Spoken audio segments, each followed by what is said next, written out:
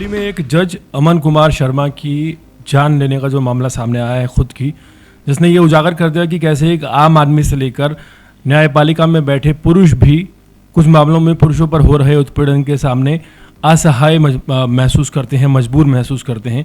और अब एक मामला सामने आया है, दिल्ली के सरकारी स्कूल के शिक्षक ने पत्नी की कथित नाजायज संबंधों से तंग आकर अपनी जान दे दी है।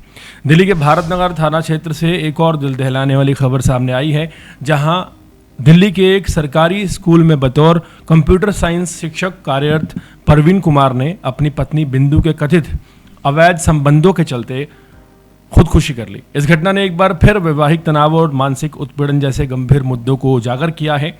बताया जा रहा है कि परवीन कुमार ने अपनी मौत से पहले एक नोट भी छोड़ा था, जिसमें उन्होंने विस्तार से अपनी पीड़ा को बयान किया था।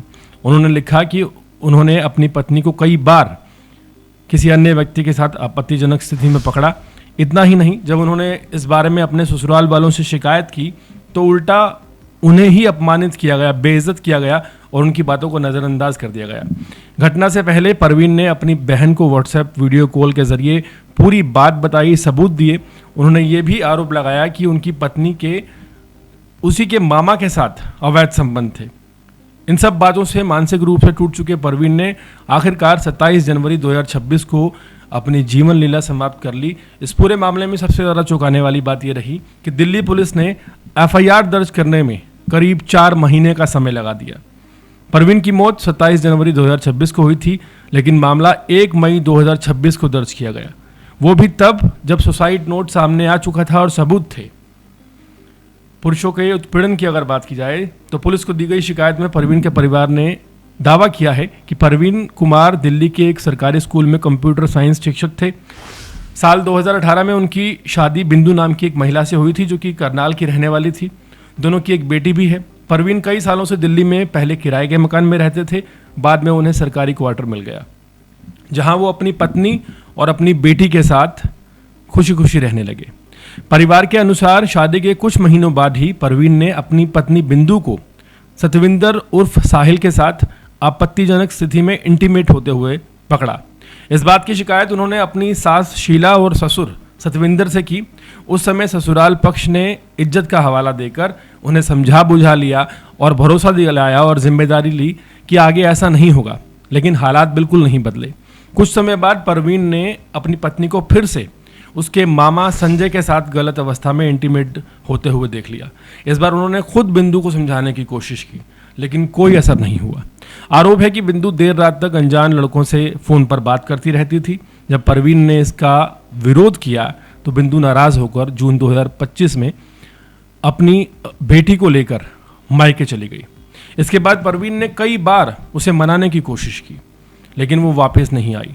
जब बार बार कोशिश के बावजूद बात नहीं बनी तो सरकारी स्कूल टीचर परवीन खुद अपने ससुराल पहुंचे और बेटी के भविष्य का हवाला देकर बिंदु को साथ चलने के लिए कहा, लेकिन ना तो बिंदु मानी और ना ही उसके परिवार वाले।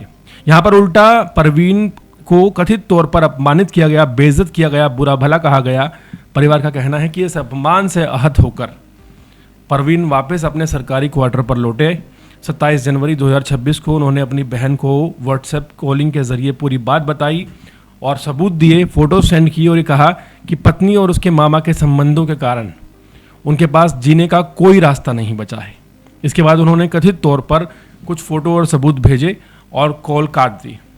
उनकी बहन ने तुरंत पुलिस को इस बात की सूचना दी, लेकिन जब तक दिल्ली पुलिस परवीन के क्वार्टर पर पहुंची तब तक उनकी मौत हो चुकी थी। अपने नोट में परवीन कुमार ने साफ लिखा कि वो अपनी पत्नी, सास ससुर और पत्नी के मामा के साथ उसके कथित अवैध संबंधों के कारण ये कदम उठा रहे हैं। इस तरह दिल्ली का एक होनहार सरकारी स्कूल का कंप्यूटर साइंस टीचर कथित वैवाहिक तनाव और मानसिक उत्पीड़न के चलते इस दुनिया को हमेशा हमेशा के लिए अलविदा कहा गया। ये मामला वाकई चौंकाने वाला है कि दिल्ली में एक सरकारी स्कूल का टीचर इस तरह से खुदकुशी कर लेता है और मामला दबा दिया जाता है। 4 महीनों तक एफआईआर दर्ज नहीं होती। यह घटना कई गंभीर सवाल खड़े करती है। क्या पुरुषों के साथ होने वाले मानसिक उत्पीड़न को समाज और सिस्टम गंभीरता से ले रहे हैं? और क्या ऐसे मामलों में न्याय मिलने में हो रही देरी खुद एक बड़ी समस्या नहीं? जस्टिस जो है इतना देर से अगर मिलेगा तो जस्टिस डिनाई ही माना जाएगा। हाल फिलहाल परवीन के परिवार वाले लगातार गुहार लगा रहे हैं पुलिस से कि मामले को गंभीरता से लिया जाए और जो नोट के हिसाब से जिन लोगों पर आरोप लगे हैं उन पर संबंधित धाराएं लगाकर उन्हें गिरफ्तार किया जाए।